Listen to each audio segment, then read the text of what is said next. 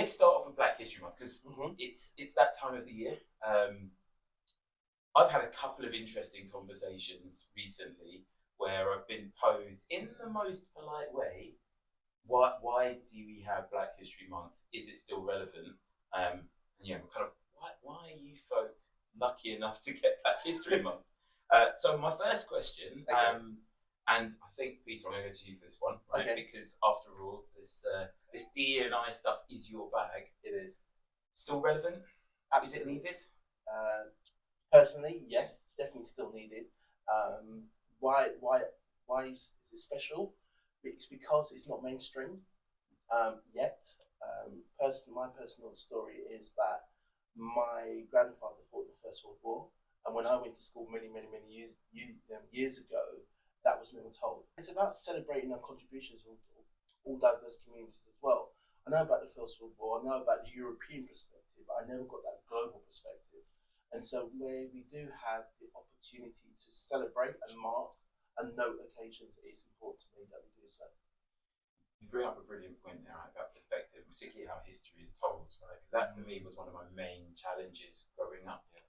For me, the Black history bit is ensuring that, we're not just thought about as kind of enslaved people or the negative aspects. It's about some of those, like you say, those significant contributions to society.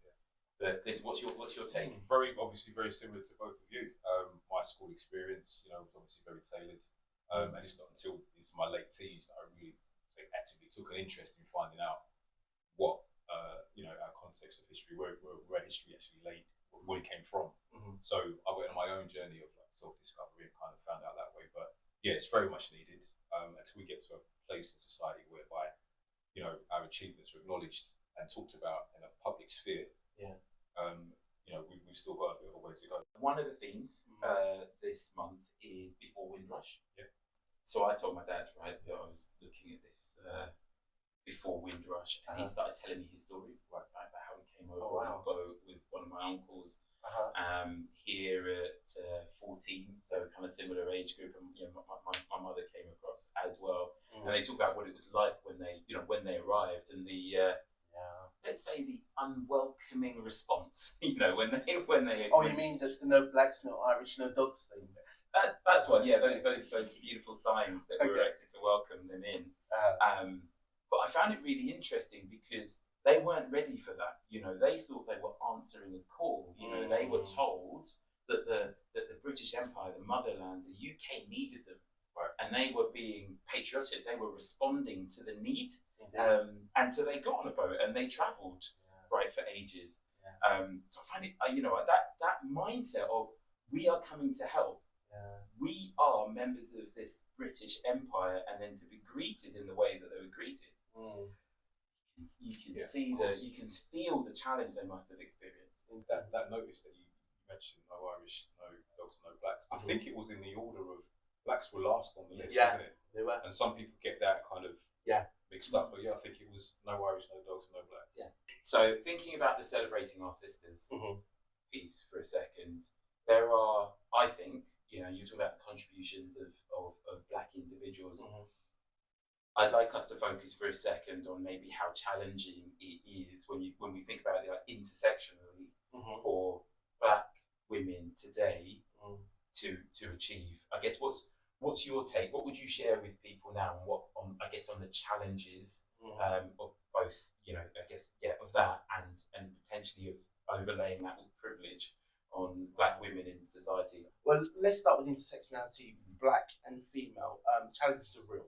So in terms of being really, want to be progressive in terms of ambition to reach, but this label, they suffer the label of being termed aggressive, challenging, and if you like, character, because in maybe some business circles, that level of behavior is not the norm. And so what you tend to find is actually individuals kind of soften their approach completely in order to conform, even just wearing your hair in a natural state. And so black women very often can't wear their hair in a natural state because it's not deemed as professional. It's not deemed in some circles as acceptable and such. So what do? They conform. They wear weaves and things of that nature. They take on a very Western mantle of beauty and such. And it's only very recently we've seen it. You know, for me, when I look at like the news programs and the newscasters, and I look at the women there, it's interesting how they've changed.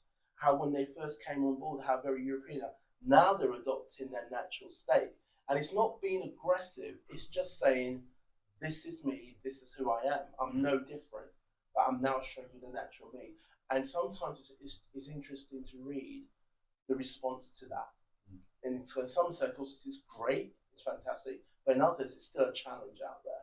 But we're on a journey, and the journey is real. And so it's about, there's representation in terms of senior levels, there's about the ambition, but the talent has always been there. And for me, it's not just about sport and music, which, great as it is too traditional. For me, I now need to see those role models in business circles, particularly when you look at young talent. They go into now their own businesses and stuff like in those areas, and that's really key, and that's really important, and that's where I think we need to make headway. So I guess my next bit then is around privilege, and I'm going to ask you both this question because I think that privilege is maybe white privilege is one of the constructs that allows racism to continue, right? That allows it to grow even. So I'll start with you. Nice big meaty question. Oh boy, yeah. Is white privilege a real thing? Yes, and I think that the whole point behind that is that similarly there's a saying that, you know, the way that the devil exists is by convincing everyone that he doesn't exist. I think that somehow plays into that thing of white privilege. I think people that have it are probably not aware that they have it, which means that it can then be perpetuated. And the trick is being made aware of it and then taking action to do something about it if you consider yourself to be guilty of that. And sometimes you don't know, you need someone else to kind of pull you to the side and say, look, I can't do this, but you can do that quite comfortably. And that's an issue for me, and it should be fair. Yeah. And you make a call. An interesting call about privilege is this, because I think privilege exists in all circles. So I recognise I'm a man, I have more privilege than a female in certain circumstances. Privilege for me is like this. Growing up, I was taught, actually, I got the talk from my parents that, you know, in order to be safe, Peter, people are going to call you names. They're going to call you the N word and the C word, which rhymes with noon. I won't say that word, okay? And I remember and I wasn't allowed to get angry. The privilege is now, I've now told my children that. Privilege comes when you don't have to do that. Privilege is when you don't have to give the talk, you've never received the talk, and you've never had to educate your children. You're moving through this world just being yourself. That's where I see privilege plays out. Yeah.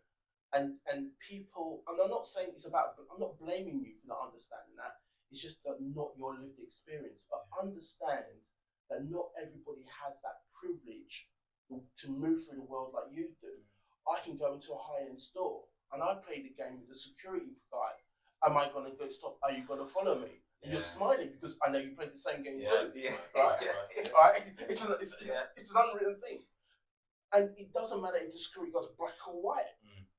But there's a bias going on there, like, oh, hello, see him coming in, and all that kind of thing. So there are things going on that my brain is constantly working, where others, they're chilled. It's not even a vision, it's not even a consideration. And they're just being calm, measured, moving through life. And that's a privilege. So for me, that's how I see privilege playing out. To be fair, I think that's if we were going to try to kind of wrap up, back to the first question of, you know, is Black History Month needed, relevant? My view would be, we won't need it when what you've described is real, right? When I don't have to tell my son to be calm, how to speak to police officers, you know, teaching him about being a black person and avoiding trouble, then yeah, I think we can respond to everybody and say, yeah, we agree, we don't need Black History Month anymore. But I guess up until then, we'll crack on. We'll crack on indeed. Right. Yeah. Gents, thank you very much. Appreciate your time. Thank you. Let's do this again soon. Thank you. Thank you.